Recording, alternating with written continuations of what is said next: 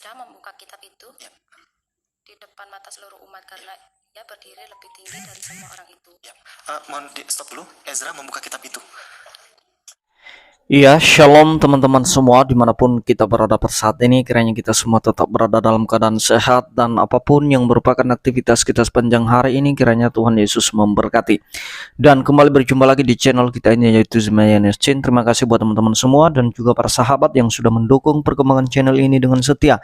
Dan kiranya kita tetap menggunakannya untuk menjadi berkat bagi semua orang.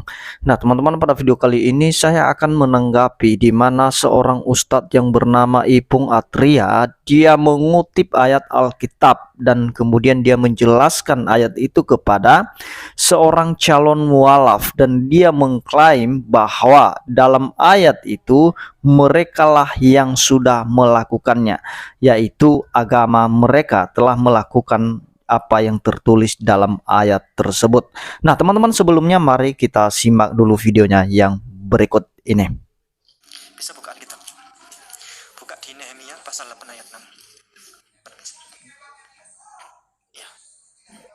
Ezra membuka kitab itu Ya. di depan mata seluruh umat karena ia berdiri lebih tinggi dari semua orang itu. Ya. Mohon di stop dulu. Ezra membuka kitab itu. Kemudian setelah itu tadi di depan seluruh umat di situ. Berarti kalau Ezra itu Uzair, Nabi Uzair. Ezra itu ahli kitab yang sangat disegani dan dia seorang imam, seorang guru. Dia rasul.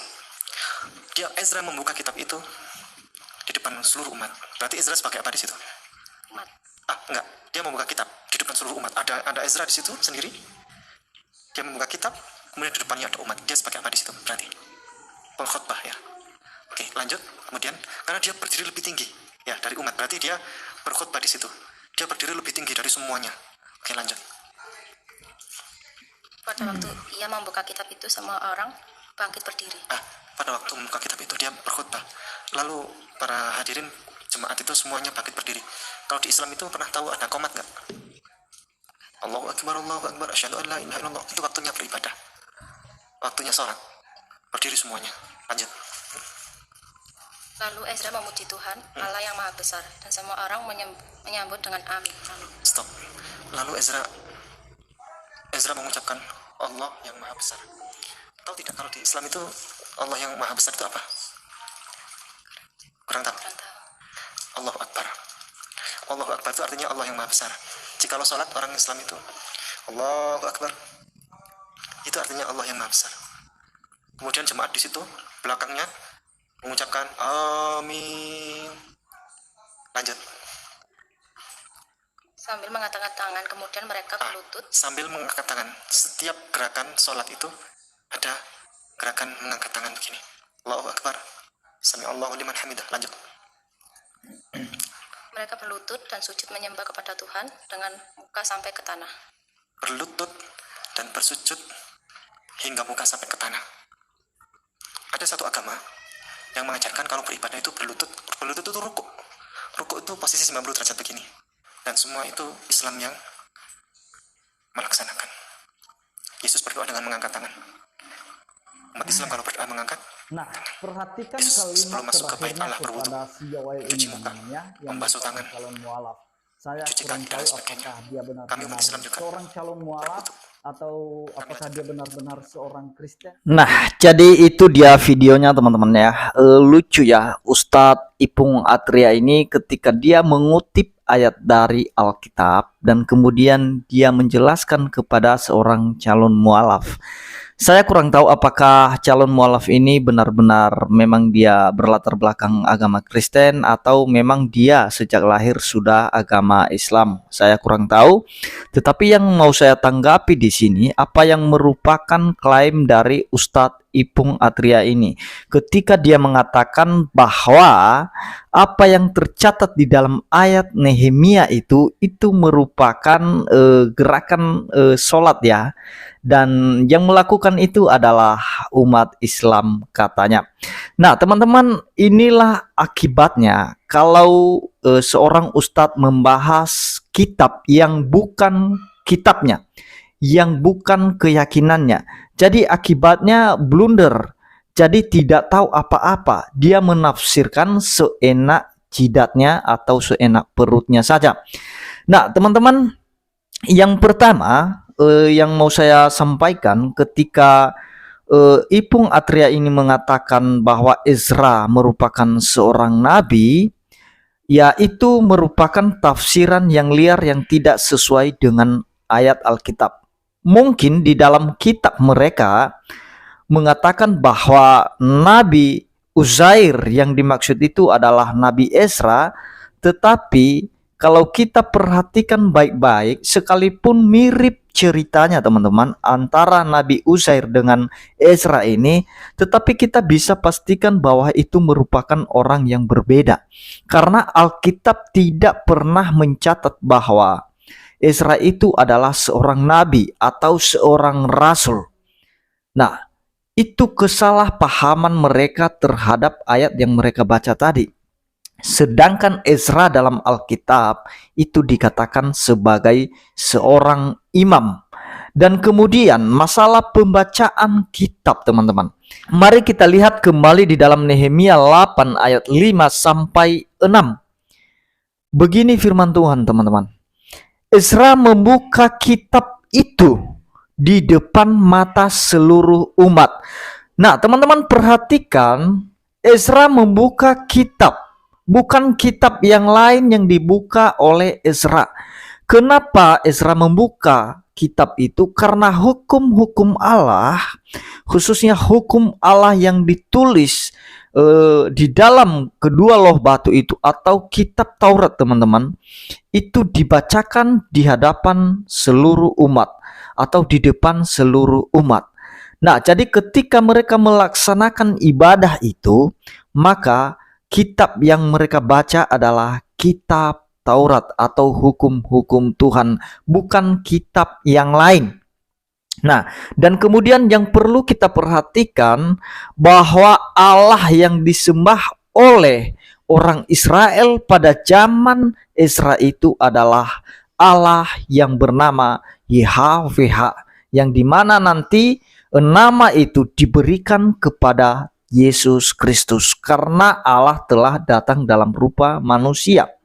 Nah, itu yang perlu kita perhatikan bahwa Ezra menyembah Allah YHWH, bukan Allah yang lain seperti Allah yang diyakini oleh Ustadz Ipung Atria. Tentu saja itu berbeda.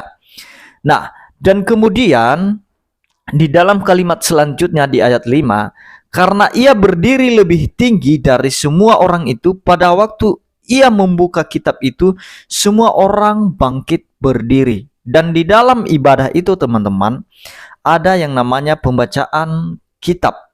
Kenapa dibaca kitab pada saat itu? Karena kita tahu bahwa ibadah itu merupakan ibadah yang dilakukan sebelum melaksanakan hari raya Pondok Daun. Nah, karena itu dilaksanakan pembacaan kitab itu di hari pertama. Kita tahu bahwa perayaan hari raya Pondok Daun itu dilaksanakan pada bulan yang ke-7. Nah, pada hari yang ke-15 bulan ke-7, dan itu dilaksanakan selama 7 hari, hari raya Pondok Daun itu. Jadi tidak ada hubungannya sama sekali dengan sholat yang dimaksud tadi oleh Ustadz Ipung Atria. Sekali lagi, sama sekali tidak ada hubungannya dengan sholat 5 waktu. Karena Ezra melakukan tata ibadah atau cara ibadah yang begini teman-teman, itu ketika hari raya Pondok Daun saja. Bulan-bulan tertentu saja, bukan setiap hari. Pelaksanaan tata ibadah yang dimaksud di dalam Nehemia 8 ayat 5 sampai 6 ini. Dan kemudian di dalam ayat 6, lalu Ezra memuji Tuhan Allah yang maha besar, dan semua orang menyambut dengan amin amin sambil mengangkat tangan. Kemudian mereka berlutut dan sujud menyembah kepada Tuhan dengan muka sampai ke tanah. Nah teman-teman, ketika Ezra memuji Tuhan Allah yang maha besar, tentu saja teman-teman, kalau diterjemahkan Allah yang maha besar ke dalam bahasa Arab, tentu saja itu mengacu pada kalimat Allahu Akbar, yang artinya Allah yang Maha Besar. Dan itu juga tidak ada hubungannya dengan apa yang diucapkan oleh Ustadz Ipung Atria setiap sholat. Tidak ada hubungannya, karena Allah yang disembah oleh Imam Ezra ini adalah Allah yang disembah oleh Abraham, Ishak, dan Yakub, dan juga Nabi Musa. Nah, bukan Allah yang lain. Allah yang mereka sembah adalah Allah Yahweh, Adonai Elohim. Bukan Allah yang lain, sekali lagi bukan Allah yang lain yang mereka sembah.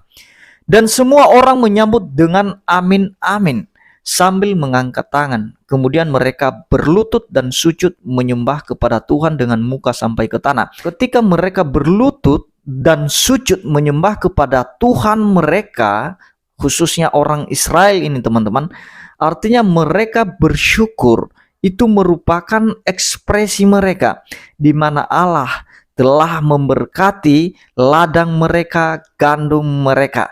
Jadi perhatikan sekali lagi bahwa apa yang dilaksanakan atau ibadah yang dilaksanakan oleh Ezra pada saat itu merupakan ibadah pada saat perayaan Hari Raya Pondok Daun, bukan sholat 5 waktu. Dan kemudian ada satu klaim lagi yang dikatakan oleh Ustadz Ipung Atria ini, yaitu di mana dia berkata bahwa kalau Yesus masuk ke bait Allah itu, maka dia berwudu, dia mencuci tangan, kakinya, mukanya, kemudian baru dia masuk ke bait Allah. Nah, saya mau katakan juga bahwa di dalam kitab Injil yang kita pegang sekarang sebagai orang Kristen itu tidak mencatat satupun bahwa Yesus itu berwudu. Nah, melainkan yang kita dapatkan dari kitab Injil yaitu ketika Yesus membasuh kaki murid-muridnya, dan dia memberikan pesan kepada murid-muridnya untuk memberitakan kabar baik kepada semua orang, dan itu diteruskan secara terus-menerus masalah pembasuhan kaki itu teman-teman ya. Nah, jadi tidak ada hubungannya dengan wudhu. Yesus itu tidak pernah melakukan yang namanya wudhu. Kenapa? Karena Alkitab tidak mencatatnya. Makanya itu saya katakan Yesus tidak pernah melakukan wudhu.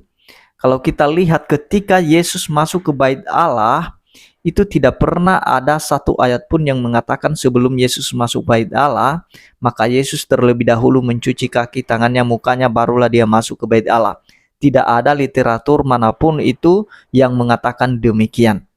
Nah, jadi ini hanya ilmu cocokmologi saja dari Ustadz Ipung Atria.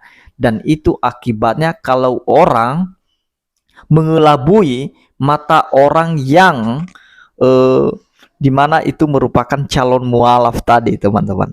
Nah, jadi itu cara mereka untuk menarik orang-orang Kristen masuk ke agama mereka. Sebenarnya kalau memang murni seseorang itu mendapatkan hidayah, itu kita tidak perlu membelokkan ayat kitab orang lain untuk masuk ke agama kita. Artinya supaya dia masuk ke agama kita, nggak perlu kita mengutip ayat kitab orang lain, membelokkannya dan menafsirkannya sesuka hati kita. Ya, yang namanya hidayah, kalau orang mendapatkan hidayah atau anugerah, maka dia dengan sendirinya dia menganut keyakinan itu, dan kemudian dengan hati yang tulus dia mempelajari kitab yang baru dia imani, yang baru dia yakini. Nah, bukan seperti cara Ustadz Ipung Atria ini, ketika ada calon mualaf kemudian kepo atau repot-repot dia mengutip ayat kemudian dia tafsirkan sesuka hatinya. Nah, seolah-olah dialah yang melakukan apa yang tertulis dalam Alkitab. Padahal di sisi lain juga mereka tuduh Alkitab Kristen itu sebagai kitab palsu.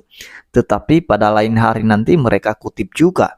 Ya, itu merupakan senjata mereka untuk menarik orang lain atau agama lain untuk masuk ke agama mereka. Jadi cara-cara ini yang seharusnya tidak boleh dilakukan. Demikian juga kalau ada orang yang mengikut Yesus, yang seharusnya itu tidak perlu juga pendeta repot-repot mengutip ayat kitab mereka. Nah, tetapi melainkan dia mengutip ayat Alkitab. Ketika seseorang itu masuk ke Kristen, maka pendetanya dia jelaskan ayat-ayat Alkitab. Nah, bukan ayat kitab agama lain.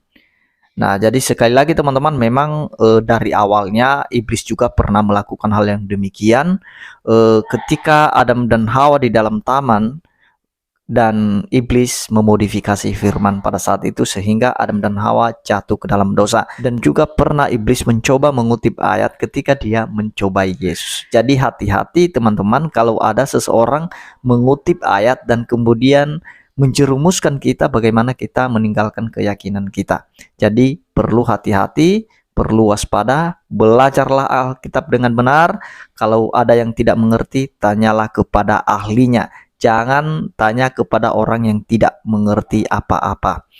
Nah, demikian yang saya sampaikan teman-teman. Kiranya Tuhan Yesus memberkati kita semua. Shalom.